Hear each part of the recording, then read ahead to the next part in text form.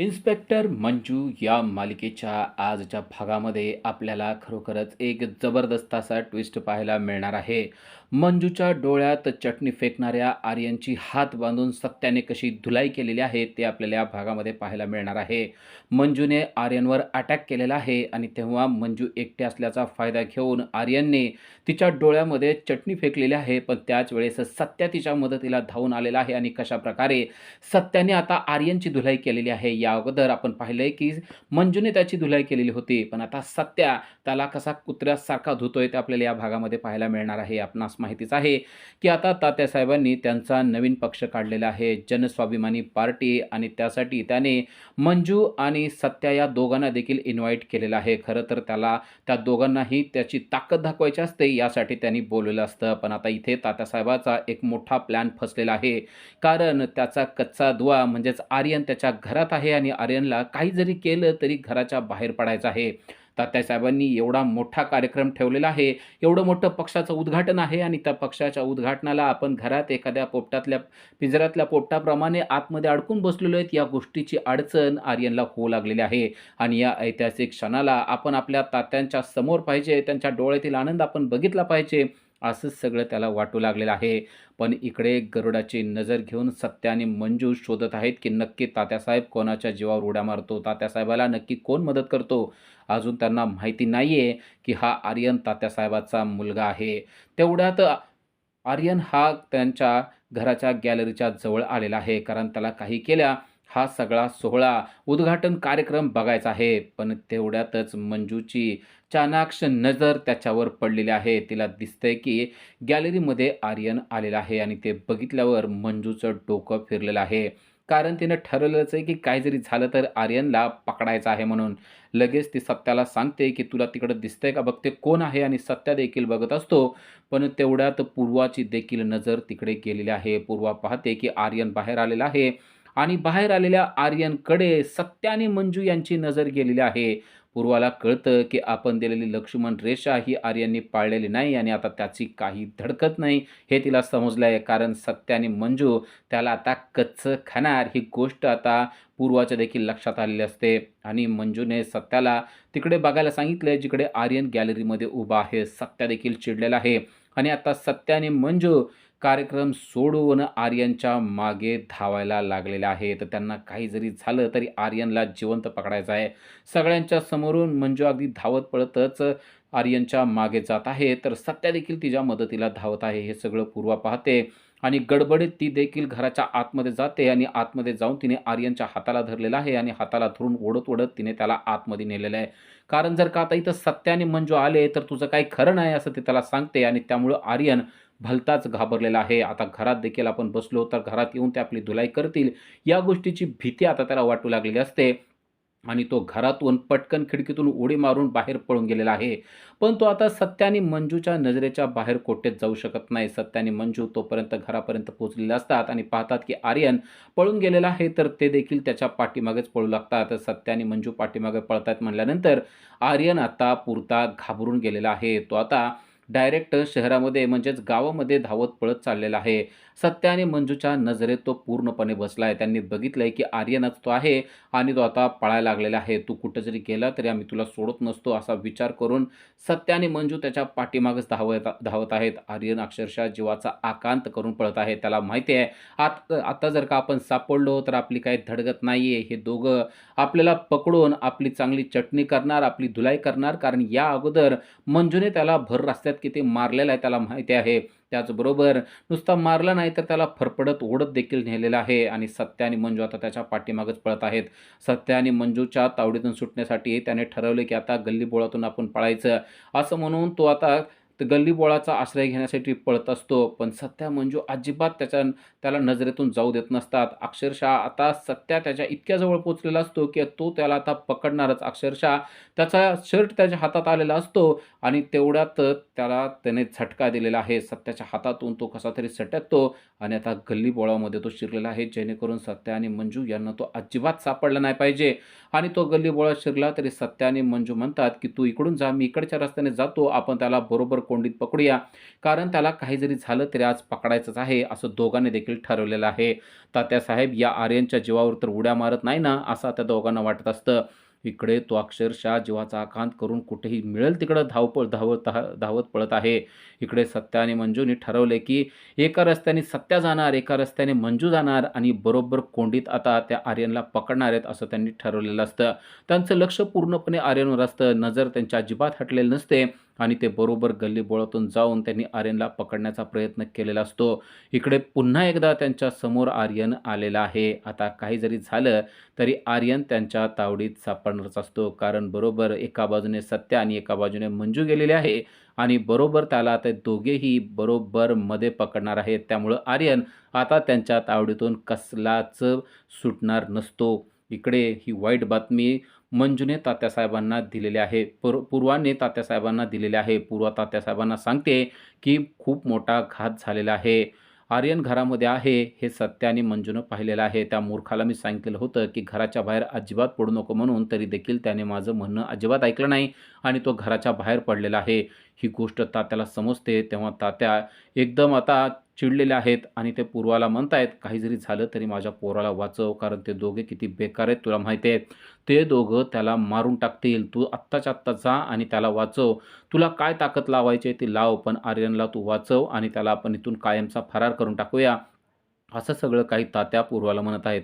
तेव्हा पूर्वा म्हणते, "तुम्ही काहीच काळजी करू नका. मी माझी सगळी ताकद वापरते, पण त्याला या सगळ्यापासून वाचवते." असा शब्दच आता पूर्वाने तात्यासाहेबांना दिलेला असतो आणि ती देखील आता आर्यनला वाचवण्यासाठी तिकडे म्हणजेच सत्या आणि मंजूकडेच गेलेली असते. तिने गाडी काढलेली असते आणि सत्या आणि मंजूच्या मागे ती गेलेली असते. इकडे आता मंजूने त्याला जवळ पकडलेलाच आहे आणि सत्या देखील पाठीमागून आलेला असतो. आता दोघेही त्याच्या जवळ आलेले असतात. आता त्या दोघांनाही पुन्हा एकदा त्याने झटका दिलेला असतो आणि पुन्हा एकदा तो धावण्याचा प्रयत्न करत असतो. पण मंजूने त्याला आता खाली पाडलेला आहे. खाली पडलेला असला तरी धावत पळत कसा तरी धडपडत तो उठलेला आहे आणि पुन्हा तो पळायला लागलेला आहे. पण आता सत्या, मंजू अगदी त्याच्या जवळ पोहोचलेल्या असतात. पण तेवढ्यात पूर्वाने तिची चाल चाललेली आहे आणि सत्या मंजूच्या समोरच तिनं तिची गाडी आणून उभा केलेली आहे आणि त्यामुळं सत्या आणि मंजूच्या हातून तो सुटलेला आहे. तो आता धावत पळत लांब गेलेला असतो आणि मुद्दाम पूर्वाने त्यांच्यासमोर गाडी उभा करून, "तुम्ही का धावपळ करत आहात आणि काय करायला लागलेला आहात?" असं म्हणून त्यांना अडवलेलं आहे. तेव्हा सत्या म्हणतो, "आमच्यामध्ये अजिबात पडायचं नाही." आणि मंजू देखील सांगते, "आर्यन होता तो फरार झालेला. तो एक खूप मोठा गुन्हेगार आहे. मी त्याला पकडत आहे." तेव्हा पूर्वा त्यांना म्हणते, "गुन्हेगार पकडायचं काम हे पोलिसांचं असतं. तुमच्यासारख्या सामान्य नागरिकांचं नसतं.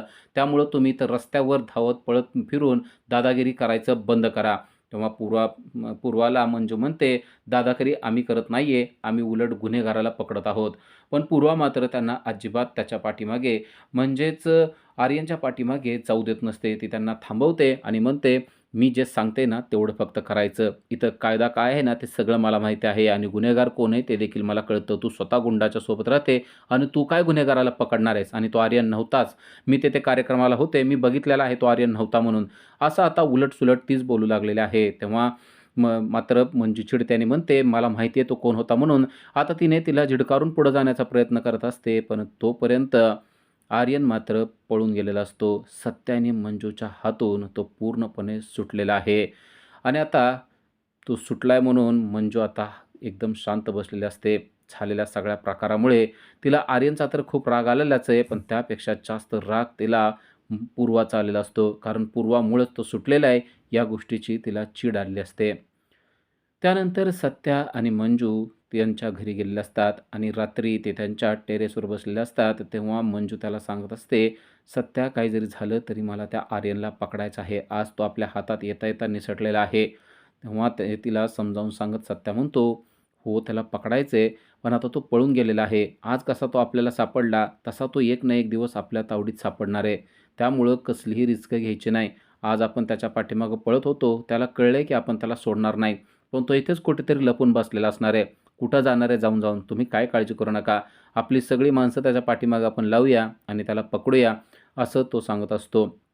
तेव्हा ती सत्याला म्हणते, "सत्या, मला त्याला लवकरात लवकर पकडायचं आहे. तुला माहिती आहे ना, आपलं लग्न हे त्याच्यामुळं राहिलेलं आहे. आर्यनला पकडलं की मला तुझ्याशी धूमधडाक्यात लग्न करायचं आहे. असं म्हणून तिने सत्याला मिठी मारलेली असते. सत्यासुद्धा तिला जवळ घेतो आणि म्हणतो, "काही जरी झालं तरी पण जीवावर बेतेल असं अजिबात काहीसुद्धा करायचं नाही. आपण दोघांनी मिळून त्याला पकडायचं आहे." असं असं सगळं काही सत्याने मंजूला समजावून सांगितलेलं असतं. पण दुसऱ्याच दिवशी मोठा घात झालेला असतो. कारण सत्या कामानिमित्त बाहेर गेलेला असतो, तेव्हा आर्यननं एक मोठी खेळी रचलेली आहे आणि त्याने मंजूला फोन करून एका ठिकाणी बोलवलं आहे. "तुला मी जिवंत पाहिजे ना? तर आत्ताच्या आत्ता आपल्या गावाच्या बाहेर असलेल्या मसाल्याच्या फॅक्टरीमध्ये ये. एकतर तू जिवंत राहशील, नाहीतर मी जिवंत राहील," असं त्याने तिला सांगितलेलं असतं. आणि आता मंजू देखील चिडलेली असते आणि मंजू त्याच्या शोधात अगदी त्या मसाल्याच्या फॅक्टरीपर्यंत पोहोचलेली असते. पण जेव्हा ती फॅक्टरीपर्यंत पोहोचते, तेव्हा तिला सत्याचा फोन आलेला असतो आणि सत्या तिला विचारतो, की "तू कुठे आहेस तू?" तेव्हा ती सांगते, की "मी आर्यनला पकडण्यासाठी मसाल्याच्या फॅक्टरीकडे आलेले आहे." तेव्हा सत्या म्हणतो, "मी तुला सांगितलेलं होतं ना, एकटीनं कुठंसुद्धा जायचं नाही म्हणून. आत्ताच्या आत्ता तू कुठे आहे ते सांग, मी तिथं येणार आहे." ती म्हणते, "हो, मी इथंच आपल्या गावाच्या बाहेर जी फॅक्टरी आहे तिथंच आहे. तू काळजी करू नको." सत्या म्हणतो, "तू वेडी आहेस. थांब, आता मला यावंच लागणार आहे." असं म्हणून आता सत्या देखील तेथे पोहोचलेला असतो. तोपर्यंत मंजू मात्र आतमध्ये फॅक्टरीच्या आतपर्यंत गेलेली असते आणि सत्या आता फास्ट गाडी चालवत तिच्या दिशेने येत असतो. पण मंजूच्या इथे जबरदस्त ट्रॅप आर्यनने लावून ठेवलेला आहे. मंजूने एक दांडकं उचललेलं आहे आणि ती आता आर्यनच्या मागं धावत पळत आहे. तो तिला दिसत असतो आणि ती त्याच्या मागं-मागं धावत असते. तेवढ्यात आर्यनच्या काही गुंडांनी मंजूवर हल्ला देखील केलेला असतो. पण मंजू त्यांचं कोणाचंच काही न ऐकता बरोबर त्याच्या पाठीमागं पळत असते. हे सगळं ट्रॅप आहे हे मात्र तिच्या लक्षात येत नसतं. कारण तिला बरोबर एका ठिकाणी आणून त्याने उभा केलेलं असतं आणि त्यानंतर आर्यनचे गुंड जे आहेत ते तिच्या अंगावर अक्षरशः तुटून पडलेले असतात. पण रणरागिणी झालेली मंजू ही हातातल्या दांडक्याने त्या सर्वांची चांगलीच धुलाई करताना आपल्याला पाहायला मिळते. धपाधप तिने त्या सर्वांना मारायला सुरुवात केलेली असते. पण बिचारी मंजू ही बरोबर आर्यनने ठरवलेल्या एका ठिकाणावर जाऊन उभारलेली असते. हे मात्र तिच्या लक्षात येत नाही आणि आर्यन तिला लांबून हाक मारतो. ती त्याच्याकडे पाहते. तो वर तिला खुणावतो आणि वर खुणावल्यानंतर तिच्या लक्षात येत नाही की तो वर काय खुणावतोय. जेव्हा ती वर पाहते तेव्हा आर्यन हसायला लागतो. कारण आर्यनने तिच्याबरोबर डोक्यावर मिरचीच्या चटणीचं एक पोतं ठेवलेलं असतं आणि अक्षरशः ते सगळं पोतं तिच्या तोंडावर उलटं झालेलं असतं आणि सगळी चटणी तिच्या डोळ्यात, नाकात आणि तोंडात गेलेली असते. एका क्षणात तिला दिसायचं सगळं बंद झालेलं असतं आणि ती जोरात सत्या म्हणून ओरडते आणि धापकन ती खाली पडलेली आहे. पण साताऱ्याचा वाघ आपला सत्या हा तिच्या मदतीला धावून आलेला आपल्याला पाहायला मिळतोय. "आर्यन, मी तुला आता जिवंत सोडणार नाही. तू माझ्याशी पंगा घेतलेला आहेस. तू माझ्या मंजूला एवढा त्रास दिला आहेस, मी तुला सोडत नाही." असं म्हणून आता सत्या रणांगणात उतरलेला आहे आणि सत्याने देखील हातात दांडकं घेतलंय आणि आर्यनच्या एका गुंडाची धुलाई त्याने सुरुवात केलेली आहे. सत्याचा मार पाहून आर्यन अक्षरशः घाबरून गेलेला आहे. सत्या आता अक्षरशः आर्यनच्या देखील अंगावर तुटून पडतो. दांडक्याने त्याची धुलाई करून त्याचे हात बांधून अक्षरशः सत्याने आर्यनला जेरीस आणलेलं आपल्याला पाहायला मिळत आहे. सत्याने चांगला बदला इथं घेतलेला आहे. आत्तापर्यंत मंजूने आर्यनची धुलाई केलेली आपल्याला पाहायला मिळते. पण आता सत्या आर्यनची कशी धुलाई करतोय ते आपल्याला पाहायला मिळणार आहे. तर हा भाग तुम्हाला पाहायला कसा वाटेल ते नक्की कमेंट करून सांगा आणि अशा सिरियलच्या अपडेटसाठी आजच आमच्या चॅनलला सबस्क्राईब करा. Thank you.